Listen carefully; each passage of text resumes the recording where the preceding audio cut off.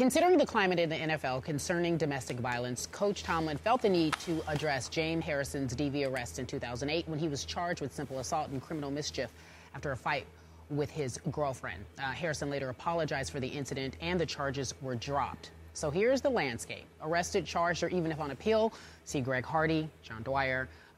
These players are not playing. So, Skip Bayless, let me ask you this question, and we talked about the landscape of the NFL right now. Are you okay with the Steelers bringing back Harrison? Carrie, Stephen A., yes, I guess I'm okay, because this did happen, obviously, 6 years ago. And if Mike Tomlin is to be trusted and believed here, James Harrison has made amends with his lady, as Mike calls her, and that their relationship, according to Mike Tomlin, is better.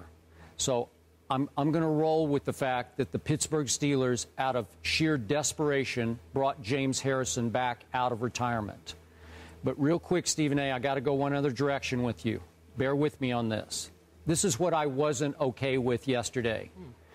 It looked like Mike Tomlin had taken a selfie of him and James. Did we show that? We did. Going to break. We did. We have it, too. Okay, we could show it up, show it again. But it was your basic ha-ha, yuck it up selfie with James that he posted, I don't know if it was Twitter or Instagram, he posted or both. It on Twitter, yeah. And with a funny caption, Debo is back, the Friday movie reference, there goes the neighborhood. Turning this into sort of a joyous occasion that James is back. A guy that obviously Mike Tomlin loves. He won a ring with James. They've been to a lot of battles together. This was not, to me, a joyous moment. I think that picture is a bad look for a cornerstone franchise that is Pittsburgh. And for a coach that I know we both have huge respect for. And what was Mike Tomlin thinking after he felt compelled to address what happened in 2008, domestic violence arrest, then to post that picture, a yuck picture? It just hit me the wrong way. It wasn't the right time or place for that picture. So that's just my 2 cents.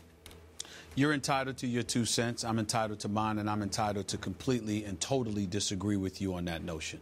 I think that that's stretching it a little bit. I'm not trying to diminish where you're coming from, Skip Bayless. I can respect that. But this is not something that happened just a few weeks ago or a few months ago. This is an incident stemming from back in 2008. Simple assault and criminal mischief obviously is what it is. He was arrested for it. That is something to be taken seriously, and I totally understand that. But if I recall correctly, there were an additional 3 or 4 seasons after that he played for the Pittsburgh Steelers before having to leave in 2013 because he and the Steelers couldn't agree on a reduction in pay.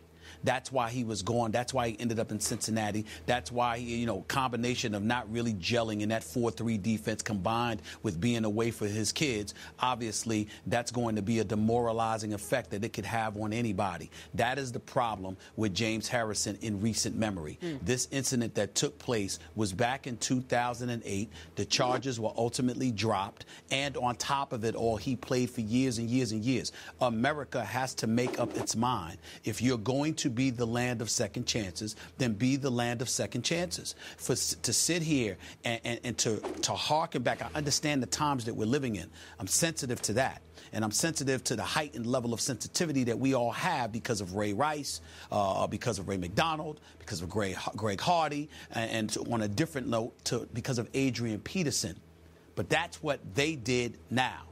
That doesn't mean that we should look at James Harrison, harken back to 2008, which is 6 years ago, and suddenly decide that because of that, combined with the climate, that Mike Tomlin, the coach of the Pittsburgh Steelers, who's down Jarvis Jones, who's down Shazier, who's down Ike Taylor, that brings in, because he's only got 3 outside linebackers on his roster right now, in Moats and Harrison, and I forgot the third individual. But my point to you is that you're down men. You need a capable capable and able-bodied. And you're talking about a dude that you've added to the squad that played 10 years for this organization in this uniform, that's considered a workout warrior, a leader, somebody that's going to get guys' mind right as it pertains to going out there and doing all you can to be the best that you can possibly be. And we're sweating the fact that his coach, who has to be happy that he's there because you need an able, capable veteran body, took a selfie with him. I mean, I think we're reaching here. I think that's a bit excessive. James Harrison got arrested in 2008. That is not a good thing. We understand that. He was involved in some form of domestic violence, which is why he was charged with simple assault and criminal mischief following the fight with his girlfriend in 2008. But he played in 2009. He played in 2010. He played in 2011. He played in 2012. Then went to Cincinnati. Played in 2013. Okay? And now here he is back with the Steelers. And we're leaning on something that happened in 2008 to say that a selfie with his coach is taken out of context and it makes you uncomfortable? I don't get that. Okay, that's fine. You gave your 2 cents. I gave mine. Let's get Carrie's. Yeah, okay. He doesn't. We'll get to the selfie. Stephen, I actually had a conversation with Jerome Bettis, and it's interesting. He's saying exactly what you're saying. They had no choice but to actually call him up. They had no other opportunity. As far as him playing again. Well, I mean, they did have a choice. I mean, they could have just gone a whole different. They could have gone after. He knows the schemes. Okay, he said it was just easier to put him in, and they can start playing and try to fill that hole that Jarvis left open. So, so I like the idea of giving him a second chance because it makes sense. You're right. It's 2008. He does deserve an opportunity. He and the girl are still together. The woman, they're still together. They've had a child since then.